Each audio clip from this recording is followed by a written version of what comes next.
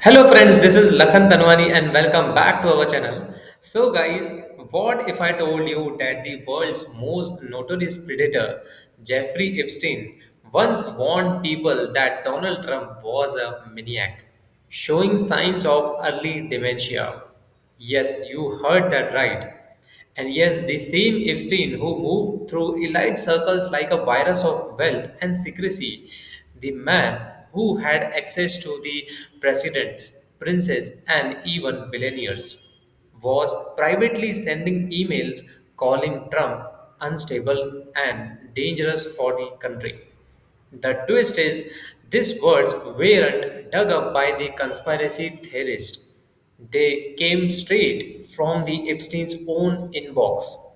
Yes, and now it has been released by the Congress.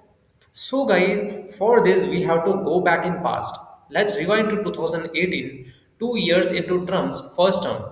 Epstein was already radioactive, convicted of sex crimes, hated by most of the polite society, but still corresponding with the journalists, lawyers, and even Obama's former deputy White House counsel, Catherine Rumler.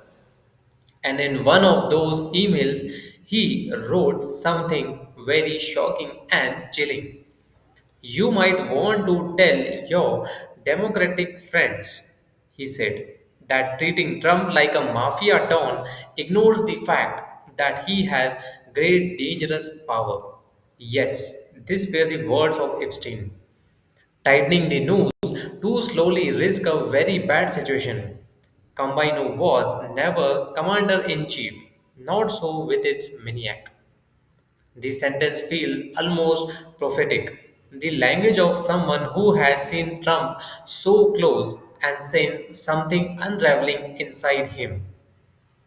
So, guys, what do you think on this? Is there even truth in this claim? Epstein even asked at one point early dementia in response to one of Trump's bizarre public statements. Think about that for a second. The predator warning the world about another man's moral decay. It's the fox warning the farmer about the wolf. And yet, coming from Epstein, it hits very differently because he wasn't moralizing. Yes, he was observing power. Epstein moved among powerful men like a behavioral economist, study markets like cold, detach, and reading signals. When he called Trump a maniac, he wasn't judging, he was actually diagnosing. He had seen the same pattern in elites for decades. So, guys, it was charisma masking chaos. Now, the newly released Epstein emails show Epstein telling associates that Trump was close to no one. And he also wrote, Donald talks to many people. He tells each one something different. That sounds like a gossip and more like a data. Like he charted the mind of someone who built his empire on the manipulation. And maybe that's the real story here. When two men like Epstein and Trump orbit each other, what you are looking at isn't friendship, it was a gravitational force. So, guys, two narcissists renegotiating each other as the competitors in the same psychological marketplace.